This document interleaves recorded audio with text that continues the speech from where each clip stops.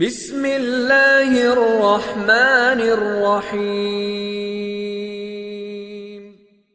اگر ابھی تک آپ نے ہمارا چینل سبسکرائب نہیں کیا ہے تو ابھی اور اسی وقت سبسکرائب کر لیں۔ ان الحمد للہ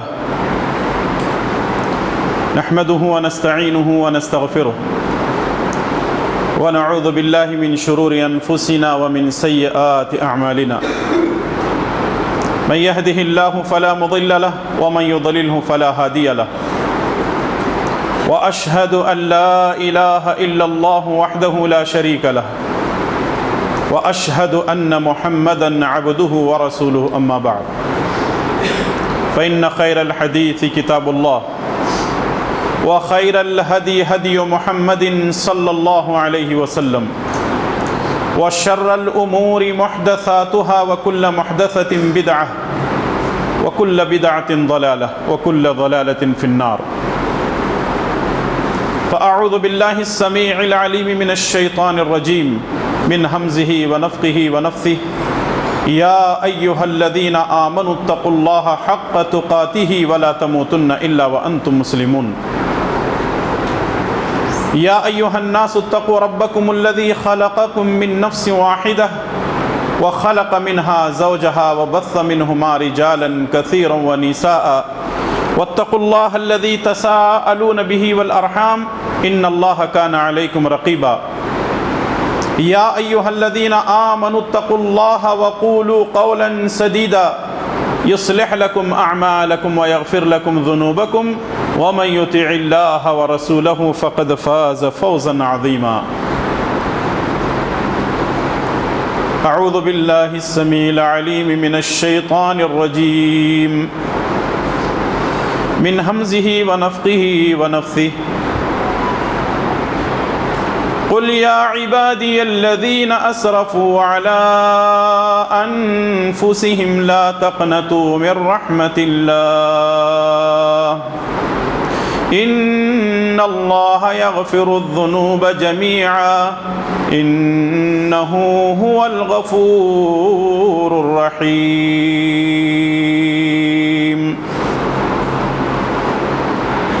رب اشرح لي صدري ويسر لي أمري واحلل عقدة من لساني يفقهوا قولي سبحانك لا علم لنا إلا ما علمتنا إنك أنت العليم الحكيم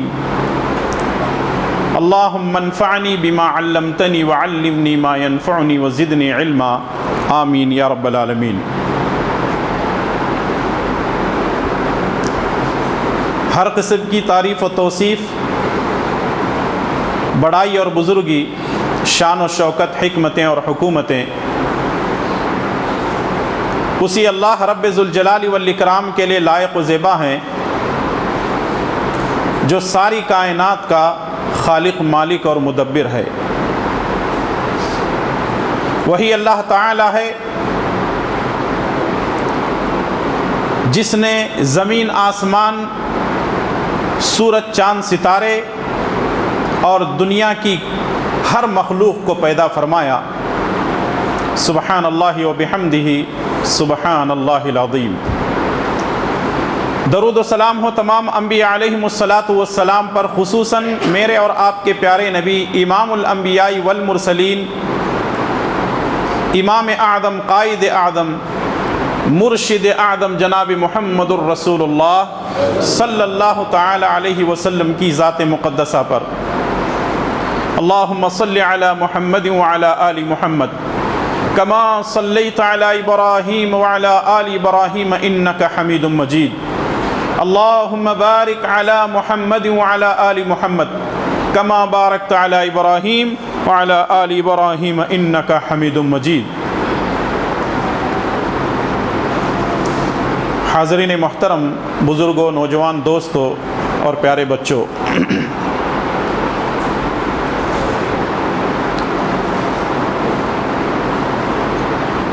خطبہ مسنونہ کے بعد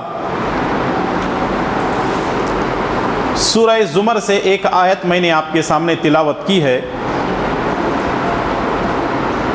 ذرا آئیے سب سے پہلے اس آیت کا ترجمہ آپ کی خدمت میں پیش کر دوں، پھر اس کے بعد اپنی بات کو ہم آگے بڑھاتے ہیں۔ اللہ تبارک و تعالی نے ارشاد فرمایا قل یا عبادی الذین اسرفوا علی انفسہم، قل اے نبی کریم صلی اللہ علیہ وسلم آپ کہہ دیجئے یا عبادی الذین اسرفوا علی انفسہم، اے میرے بندو اگر تم لوگوں نے اپنے نفسوں پر ظلم کیا ہے، لا تقنطوا من رحمت اللہ، اللہ کی رحمت سے نا امید نہ ہو،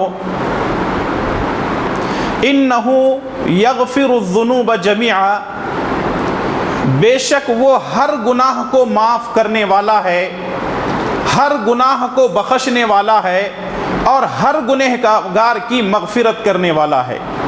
انہ هو الغفور الرحیم، بے شک وہ بخشنے والا اور رحم کرنے والا ہے۔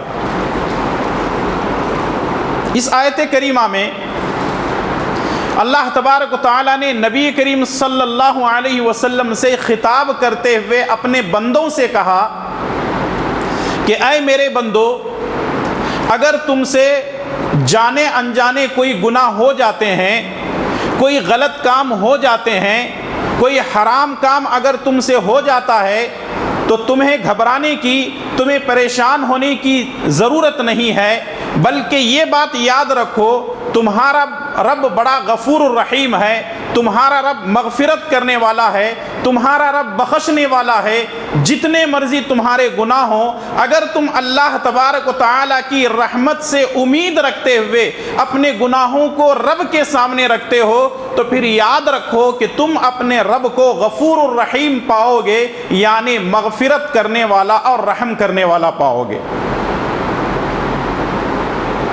ہم جس رب کو مانتے ہیں وہ گناہوں کو بخشنے والا ہے، وہ رحم کرنے والا ہے، وہ رحمتوں والا بندوں کے ساتھ معاملہ کرنے والا ہے، تو اس لیے گنہگار کو اپنے گناہوں پر شرمندہ ہوتے ہوئے رب کے سامنے اگر وہ امید رکھتے ہوئے اللہ کی ذات سے آگے بڑھتا ہے تو اللہ تبارک و تعالیٰ اس کے ساتھ رحمتوں والا معاملہ کر کے اس کے گناہوں کو معاف کر سکتا ہے۔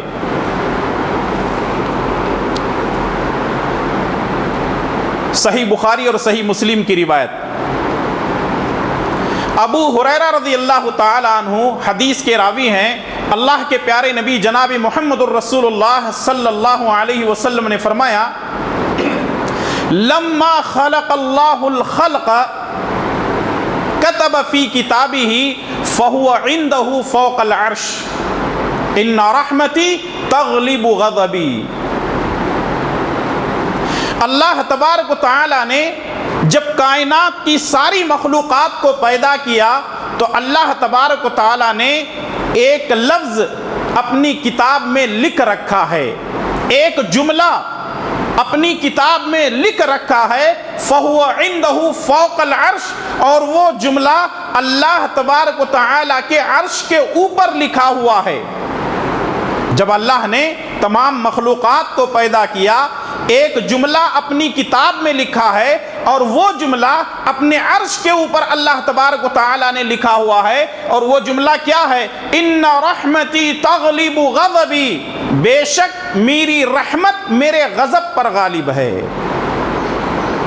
یعنی اگر ہم کوئی غلط کام کرتے ہیں، اگر کوئی ہم سے حرام کام ہو جاتا ہے، اگر کوئی ہم سے غلط کام ہو جاتا ہے تو اللہ تبارک و تعالی غصے میں آتا ہے، اللہ تبارک و تعالی چاہتا ہے کہ بندوں کو ختم کر دے، نیست و نابود کر دے، اللہ تبارک و تعالیٰ ان کے کیے کا انجام تک ان کو پہنچا دے، لیکن اللہ تبارک و تعالیٰ ہمارے گناہوں کی وجہ سے غضب کا معاملہ پہلے نہیں کرتا ہے، بلکہ اللہ تبارک و تعالیٰ پہلے رحمت کا معاملہ کرتا ہے۔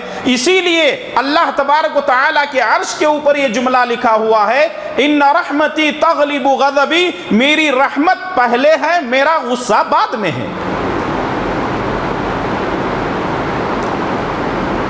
اگر ہمارا بچہ کوئی غلطی کرتا ہے، اگر ہمارے ماتحت جو بھی رہتے ہیں کوئی غلطی کرتے ہیں تو ہم کیا کرتے ہیں؟ اس کی غلطی پر پہلے غضب کا معاملہ کرتے ہیں، اس کے ساتھ غصے کا معاملہ کرتے ہیں، اس کے ساتھ اول فول بکتے ہیں، برا بھلا کہتے ہیں، تو نے ایسا کیوں کیا، اس کو ڈانٹتے ہیں، یہاں تک کہ مار بھی دیتے ہیں۔ انسانوں کا معاملہ یہ ہے کہ اگر کوئی انسان کوئی غلطی کرتا ہے تو اس کو ڈانٹتا ہے، مارتا ہے، اس کے ساتھ غصے کا معاملہ کرتا ہے، اور بعد میں اس کو رحم دلی کے ساتھ سمجھانے کی کوشش کرتا ہے، بیٹا تجھے ایسا نہیں کرنا چاہیے تھا، تجھے ایسا کرنا چاہیے تھا۔ ہم بعد میں رحم دلی کا معاملہ کرتے ہیں، لیکن جس رب کو ہم مانتے ہیں وہ غصہ پہلے نہیں کرتا ہے، بلکہ وہ پہلے رحمت کا معاملہ کرتا ہے، بعد میں غصے کا معاملہ اللہ تبارک و تعالیٰ کرتا ہے۔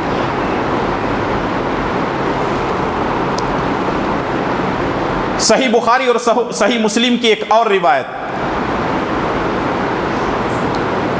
اللہ کے پیارے نبی جناب محمد الرسول اللہ صلی اللہ علیہ وسلم فرماتے ہیں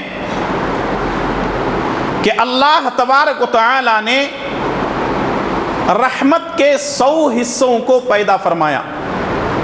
اللہ تبارک و تعالی نے رحمت کے 100 حصوں کو پیدا فرمایا، 99 حصے، 90 پر 9 حصے اللہ تبارک و تعالیٰ نے رحمت کے اپنے پاس رکھے، اور ایک حصہ انسانوں میں، جنات میں، چرندوں میں، پرندوں میں، جانوروں میں اللہ تبارک و تعالیٰ نے تقسیم کر دیا۔ جب قیامت قائم ہوگی، جب بندوں کا حساب و کتاب ہوگا، تو اس وقت اللہ تبارک و تعالیٰ کے 99 رحم و کرم کے حصے ہوں گے، اور وہ ایک حصہ جو دنیا میں اللہ تبارک و تعالیٰ نے کل مخلوقات کے اندر تقسیم کیا تھا وہ بھی ہوں گے، یعنی رحم کے 100 حصے رب کے پاس ہوں گے، اور اللہ تبارک و تعالیٰ قیامت کے دن حساب و کتاب لے گا۔ تو اندازہ لگائیے کہ اللہ تبارک و تعالیٰ کی رحمت کتنی زیادہ ہوگی۔ آپ دیکھیں، ایک شیر جب کسی جانور کو دیکھتا ہے، ایک چیتا جب کسی جانور کو دیکھتا ہے اس پر جھپٹ پڑتا ہے، چند لمحوں میں اس کو اپنا شکار بنا لیتا ہے، اس کے حلق سے اپنے دانت گاڑ کر کے اس کا خون پینے لگتا ہے۔ لیکن اسی شیر کے سامنے، اسی چیتے کے سامنے، اسی خونخوار جانور کے سامنے اپنا بچہ آتا ہے تو وہ اس کو چیر پھاڑتا نہیں ہے، اس پر حملہ نہیں کرتا ہے، اس کے ساتھ زبان چاٹتا ہے، اس کے ساتھ کھیلتا کودتا ہے۔ یہ خونخوار جانور شیر ہو یا چیتا ہو، اس کے اندر یہ مادہ کہاں سے آیا کہ اللہ تبارک و تعالیٰ نے شیر جیسے جانور کے اندر بھی رحمت کا معاملہ کیا ہوا ہے۔ جب اللہ تبارک و تعالیٰ نے جانوروں کے ساتھ رحمت کا معاملہ کیا ہے، انسانوں کے ساتھ رحمت کا معاملہ کیا ہے، چرندوں اور پرندوں کے ساتھ رحمت کا معاملہ کیا ہے، تو کیا اللہ تبارک و تعالیٰ اپنے بندوں کے ساتھ رحمت کا معاملہ نہیں کرے گا؟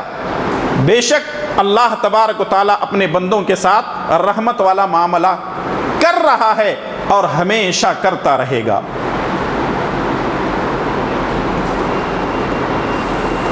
صحیح مسلم کی ایک مشہور روایت ہے، راوی حدیث عمر بن خطاب رضی اللہ تعالیٰ عنہ ہیں۔ وہ بیان کرتے ہیں کہ ایک جنگ کے موقع پر ایک عورت کو ہم نے دیکھا کہ وہ اپنے بچے کو ڈھونڈ رہی ہے، اور اللہ کے نبی صلی اللہ علیہ وسلم کی نظر اس عورت پر ہے۔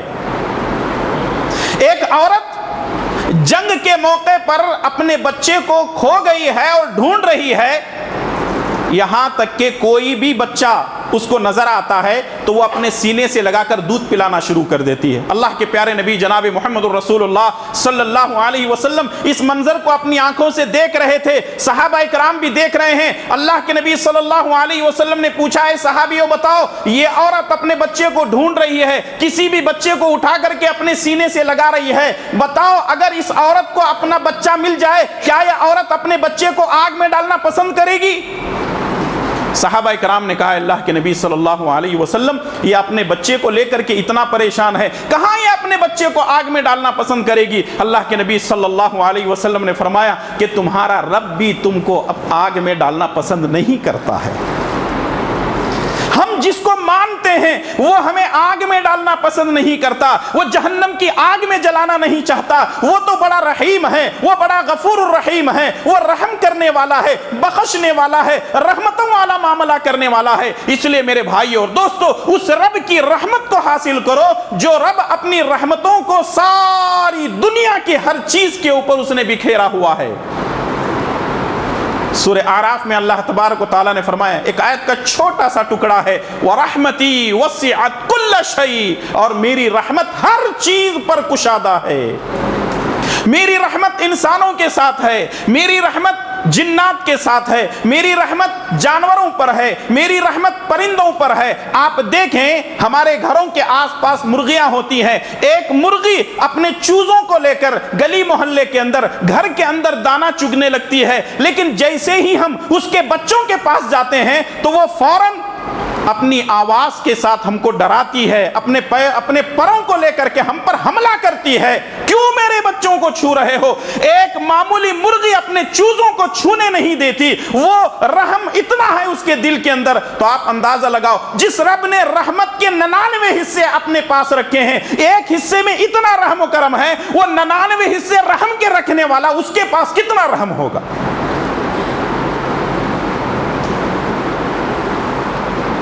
اسی لیے صحیح الجامع کی ایک اور روایت، اور یہ حدیث بڑی اہم ہے، اس حدیث پر آپ غور کریں۔ اللہ کے نبی صلی اللہ علیہ وسلم فرماتے ہیں، کبھی کسی سے یہ مت کہو کہ اللہ تعالیٰ تجھے نہیں بخشے گا۔ جیسے ہم لوگ کبھی کبھی بولتے ہیں نا کسی کو، تو اتنا بڑا مجرم ہے، اتنا بڑا گنہگار ہے، اللہ تجھے معاف نہیں کرتا۔ بھئی یہ جملہ جو ہے کفریہ جملہ ہے، یہ خدائی دعویٰ کرنے والا جملہ ہے۔ اللہ کے پیارے نبی صلی اللہ علیہ وسلم نے فرمایا، کبھی کسی سے یہ مت کہو کہ اللہ تعالیٰ تجھے نہیں بخشے گا۔ اور جب بندہ کہتا ہے کہ اللہ تعالیٰ تجھے نہیں بخشے گا، اللہ تعالیٰ اس سے کہتا ہے، یہ کہنے والا کون ہے؟ میں اس کو بخش دیتا ہوں اور تجھے پکڑ کر کے جہنم میں ڈال دیتا ہوں۔ اللہ اکبر، اللہ اکبر۔ اس لیے میرے بھائی اور دوستو، کبھی کسی سے یہ نہ کہو کہ اللہ تجھے معاف نہیں کرتا۔ اللہ معاف کرتا ہے، اللہ تعالیٰ رحمت کا معاملہ کرتا ہے، اللہ غفور الرحیم ہے، اللہ رحم و کرم کرنے والا ہے۔ اس لیے یہ خدائی جملے اپنے زبان سے ادا نہ کریں، بلکہ یہ کہیں، میرے بھائی اگر تو گنہگار ہے کوئی بات نہیں ہے، اگر تو خطا کار ہے کوئی بات نہیں، اگر تجھ سے جرم ہو گیا کوئی بات نہیں ہے، میرا رب وہ 100 رحمت کے حصے اپنے پاس رکھتا ہے۔ جا رب کے سامنے جا کر کے جھولیاں پھیلا دے، گڑ گڑا، عاجزی اور انکساری کر، اللہ تعالی کی رحمت تجھے گھیر کر کے رہے گی۔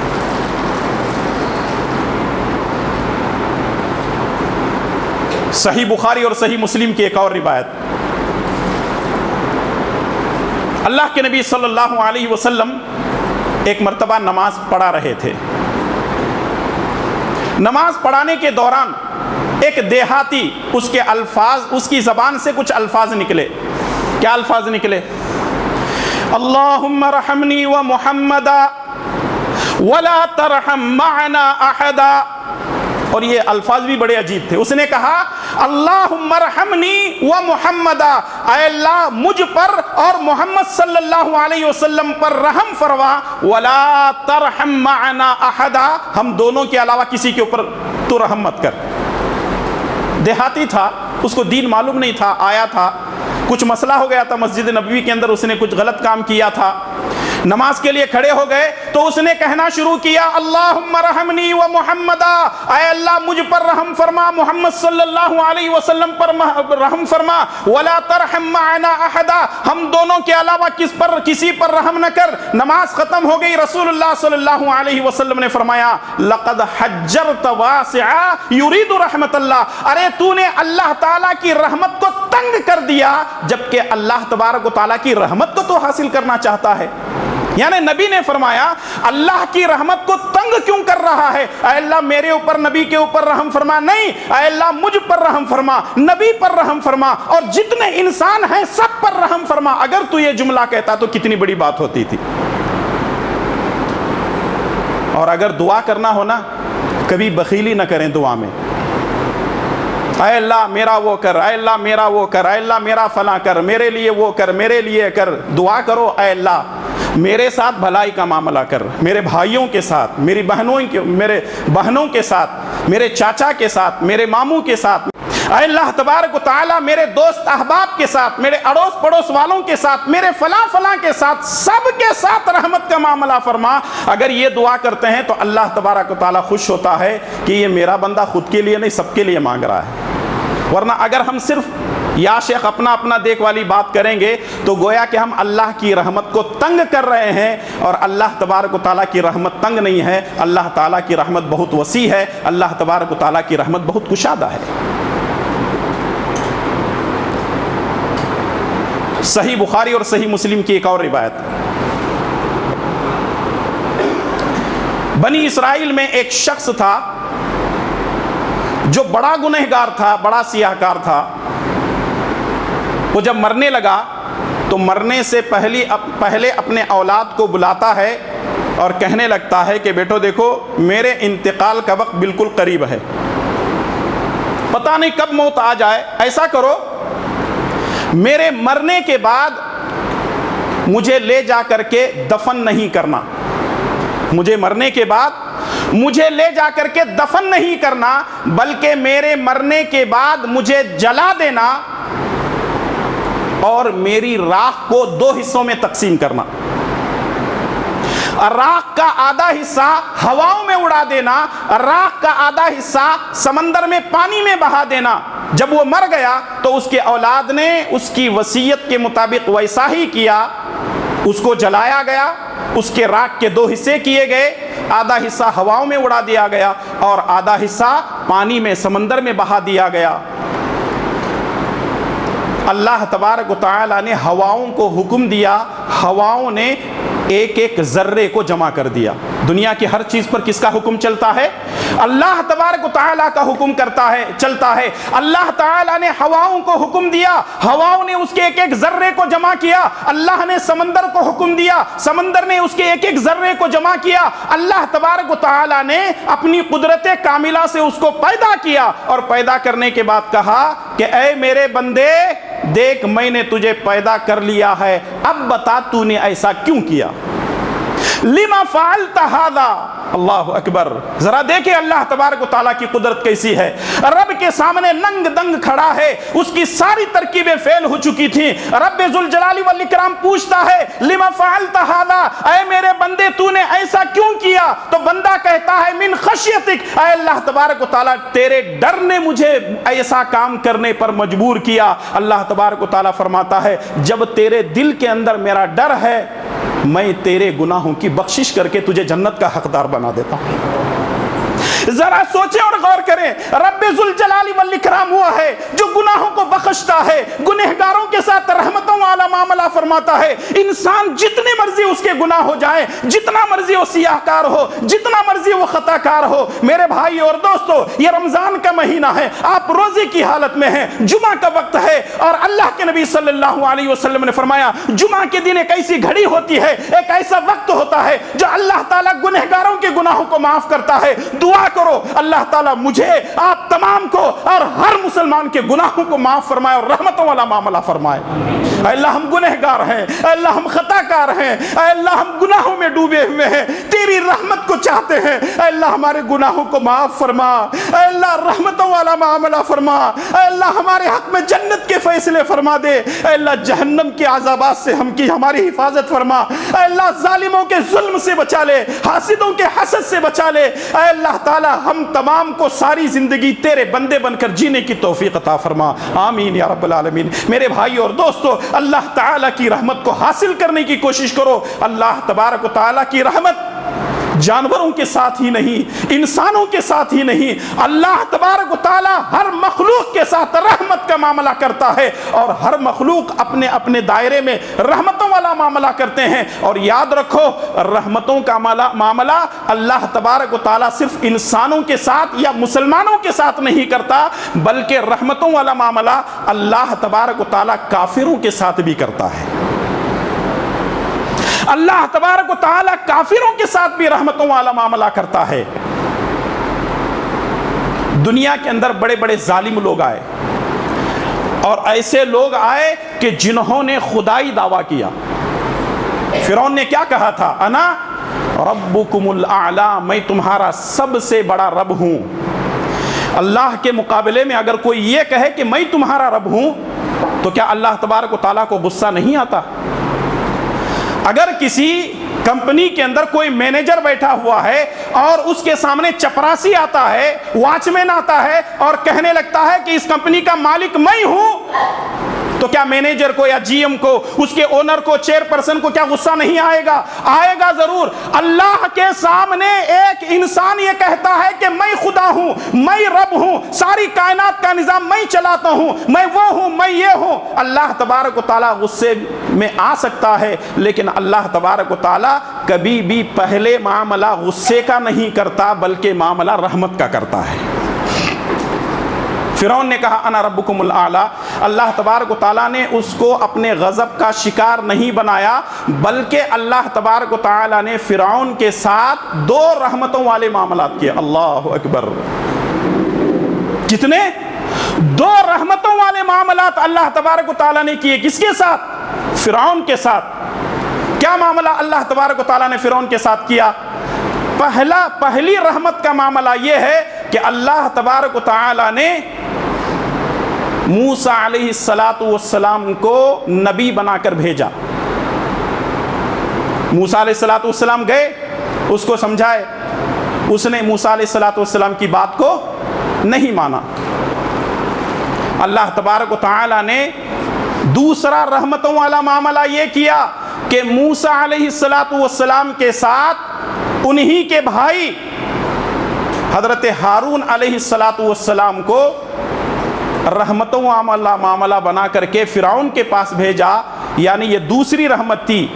پہلی رحمت موسیٰ علیہ السلام کو نبی بنا کر بھیجا، دوسری رحمت ہارون علیہ السلام کو بھیجا، اور جب دونوں جانے لگے تو اللہ تبارک و تعالیٰ نے دونوں نبیوں سے کہا کہ تم جا رہے ہو سخت دل انسان کے پاس، تم جا رہے ہو ایسا شخص جو خدائی دعویٰ کرتا ہے، اس کے پاس جانے کے بعد غصے کا معاملہ نہیں کرنا، اس کے ساتھ بد اخلاقی سے پیش نہیں آنا، اس کے پاس جب جاؤ تو نرم گفتگو کرنا، وَقُولَا لَهُ قَوْلًا لَيِّنًا۔ اللہ تعالیٰ موسیٰ اور ہارون سے کہتا ہے کہ بڑی نرم گفتگو میرے بندے سے کرنا۔ اللہ اکبر! رب قرآن میں بیان کر رہا ہے وَقُولَا لَهُ قَوْلًا لَيِّنًا، وہ بڑا ظالم ہے، وہ بڑے سخت مزاج کا ہے، خدائی دعویٰ کر رہا ہے، اس کے پاس جانے کے بعد غضب کا معاملہ نہیں کرنا بلکہ اس کے ساتھ نرم دلی سے پیش آنا۔ حضرت موسیٰ علیہ السلام، حضرت ہارون علیہ السلام جا کر کے سمجھاتے ہیں، وہ نہیں مانتا۔ ایک وقت ایسا آتا ہے، ایک وقت ایسا آتا ہے موسیٰ علیہ السلام کو قتل کرنے کے ارادے سے، موسیٰ علیہ السلام کو اور جو لوگ اسلام قبول کر چکے ہیں ان کو ختم کرنے کے ارادے سے فرعون اپنی پوری کی پوری فوج کو لے کر ان کے پیچھے چل پڑتا ہے۔ موسیٰ علیہ السلام اپنے مسلمان بھائیوں کے ساتھ آگے آگے ہیں، فرعون پیچھے پیچھے ہے۔ موسیٰ علیہ السلام جا رہے ہیں، کیا دیکھتے ہیں کہ سامنے دریا ہے، سامنے دریائے نیل ہے۔ دائیں جانب دیکھتے ہیں، یہاں تو ایک بہت بڑا پہاڑ ہے، بائیں جانب دیکھتے ہیں بہت بڑا پہاڑ ہے، پیچھے مڑ کر دیکھتے ہیں تو فرعون اور اس کی پوری فوج موجود ہے۔ دائیں جانب پہاڑ چڑھ نہیں سکتے، بائیں جانب پہاڑ چڑھ نہیں سکتے، پیچھے مڑ نہیں سکتے، آگے جائیں گے تو سمندر ہے۔ موسیٰ علیہ السلام دعا کرتے ہیں کہ اے اللہ تبارک و تعالی، اب موقع آ گیا ہے کہ تو ہمارے ساتھ رحم و کرم کا معاملہ فرما۔